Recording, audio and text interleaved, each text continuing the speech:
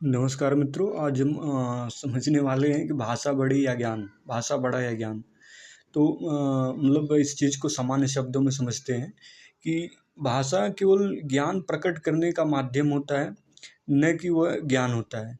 यानी भाषा केवल ज्ञान को प्रकट करने का एक माध्यम होता है, न कि ज्ञान होता है। अर्थात जिस प्रकार जल को हम किसी पात्र में डालते हैं तो जल उस पात्र के आकार का हो जाता है, और जबकि जल तो जल ही होता है। अर्थात जो ज्ञान है ज्ञान ही होता है, लेकिन हम जब उसे किसी भाषा में उसको प्रकट करते हैं तो उस भाषा के अनुरूप वो मतलब ज्ञान हो जाता है। लेकिन जबकि जो ज्ञान का मूल तत्व है ज्ञान, वो ज्ञान ही रहता है।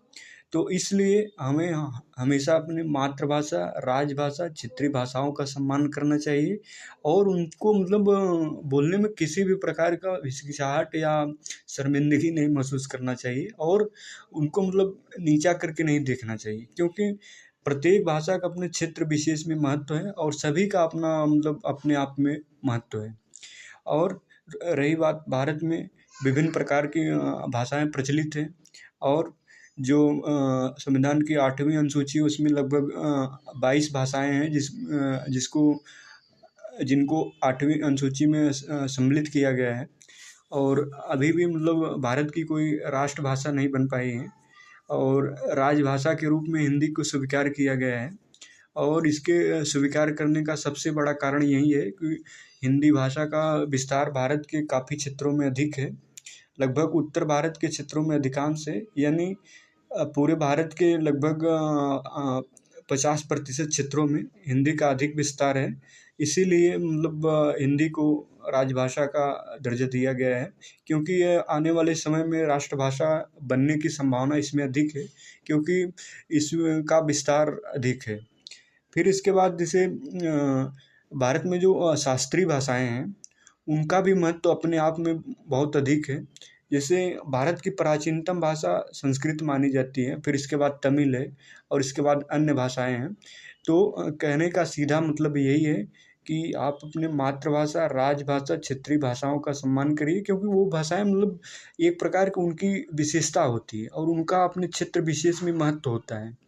तो ये चीज़ें मतलब वो समझना बहुत आवश्यक है, क्योंकि आज के समय में कुछ लोग मतलब इस प्रकार के चीज़ें मतलब समझते हैं कि अगर वो किसी अपने क्षेत्रीय बोलियों, भाषाओं का प्रयोग करेंगे तो कहीं न कहीं मतलब वो तुलना करके एक प्रकार से हीन भावना से दिखने लगते हैं कि हमें अगर ये विदेशी भाषा नहीं आती या इस प्रकार की भाषा नहीं आती तो हमें मतलब ज्ञान या विद्वान कम है, जबकि ऐसी चीज़ें हैं नहीं। तो बात इतनी है कि मतलब हमें हमेशा अपने मातृभाषा, राजभाषा, क्षेत्रीय भाषाओं का सम्मान करना चाहिए। फिर दूसरी बात, लगभग पिछले 60 वर्षों में भारत की लगभग 200 भाषाएं विलुप्त हो चुकी हैं, और लगभग 200 भाषाएं संकटग्रस्त हैं भारत की। तो ये सब चीज़ें समझना बहुत ज़रूरी है, क्योंकि उनका संरक्षण करना भी बहुत आवश्यक है। और जो मातृभाषा होती है वो व्यक्ति विशेष के लिए काफ़ी महत्वपूर्ण होती है, क्योंकि उस भाषा से व्यक्ति का जुड़ाव मतलब जन्म से ही होता है।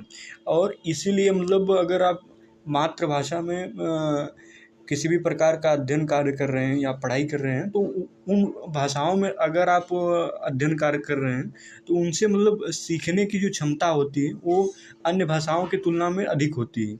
इसलिए अगर आप अपनी मातृभाषा में अध्ययन कर रहे हैं तो वो चीज़ें मतलब आपके लिए बेहतर हो सकती हैं, क्योंकि आपकी जो सामान्य चीज़ों के अवलोकन करने की क्षमता होगी, समान चीज़ों को समझने की जो क्षमता होगी, ऑब्जर्वेशन करने की क्षमता, वो कहीं न कहीं अधिक होती है।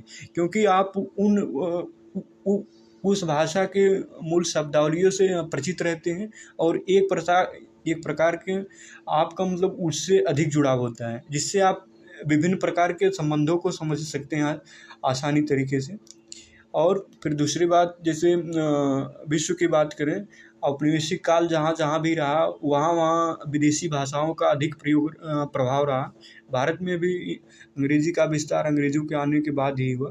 तो ये सब चीज़ें समझना आवश्यक है कि अंग्रेज़ी कोई ज्ञान का मानक नहीं है, वो केवल एक भाषा मात्र है बस। तो इसलिए हम अंग्रेजी को ज्ञान न समझें, केवल एक वो भाषा है। इस बात को समझना बहुत आवश्यक है, क्योंकि ये सब चीज़ें हम जब तक मतलब समझते नहीं हैं, कहीं न कहीं एक प्रकार की पूर्वाग्रही सोच बन जाती है। ख़ासकर जो क्षेत्रीय भाषाओं के मतलब छात्र होते हैं या जो भी होते हैं, उनके मतलब अंदर एक प्रकार की हीन भावना आने लगती है। अगर वो अन्य भाषाओं को उच्चतर आंकने लगते हैं कि मतलब किसी भाषा को ज्ञान के आधार पर देखने लगते हैं कि मतलब ये भाषा बेहतर है, अगर ये भाषा आती है तो मतलब कहीं न कहीं ज्ञान का स्तर अधिक होता है, जबकि ऐसा चीज़ होती नहीं है। प्रत्येक भाषा का अपने क्षेत्र विशेष में महत्व होता है। वैश्विक स्तर पर देखें, जैसे अफ्रीका में जब औपनिवेशिक काल हुआ, तो वहाँ की मतलब लगभग 200 भाषाएँ विलुप्त हो गईं। पहले सोचिए, औपनिवेशिक काल में वहाँ आज फ्रेंच भाषा का दबदबा है, अंग्रेजी का दबदबा है और पुर्तगीज की भी मतलब भाषाओं का दबदबा है, औपनिवेशिक है। उनकी अपनी भाषाएँ मतलब कितना ज़्यादा विलुप्त हो गई अफ्रीका की। तो ये सब चीज़ें समझना बहुत आवश्यक है, और हमें हमेशा अपनी मातृभाषा, राजभाषा, क्षेत्रीय भाषाओं का सम्मान करना चाहिए। और वर्तमान समय के वैश्विक परिदृश्य को देखते हुए हमें कुछ अंग्रेजी या अन्य विदेशी भाषाओं को सीख लेना चाहिए, लेकिन अपने आप को मतलब कभी भी कमतर नहीं आंकना चाहिए किसी विदेशी भाषा के आधार पर। इसलिए अपनी मातृभाषा, राजभाषा, क्षेत्रीय भाषाओं का सम्मान करना आवश्यक है, और इस बात को समझना आवश्यक है कि हमारे लिए हमारी मातृभाषा, राजभाषा, क्षेत्रीय भाषाएँ ही सर्वोपरि हैं, प्राथमिक हैं। इसके अलावा अन्य जो भाषाएँ हुए, अंग्रेजी या अन्य विदेशी भाषाएँ हैं, वो द्वितीयक हैं।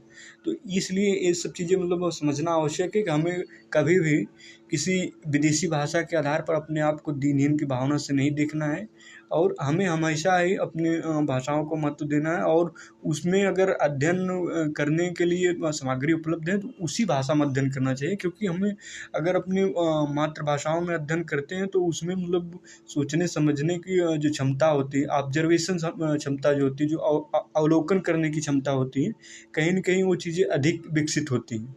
तो इसलिए हमें अपनी भाषाओं को मतलब उनका मतलब जहाँ आवश्यक हो वहाँ उनका प्रयोग करना चाहिए, और हमें कभी भी अपनी मातृभाषा, राजभाषा, क्षेत्रीय भाषाओं को बोलने में शर्मिंदगी महसूस नहीं करना चाहिए, और किसी भी भाषा से अपनी भाषाओं का तुलना करके उनको कमतर नहीं आंकना चाहिए।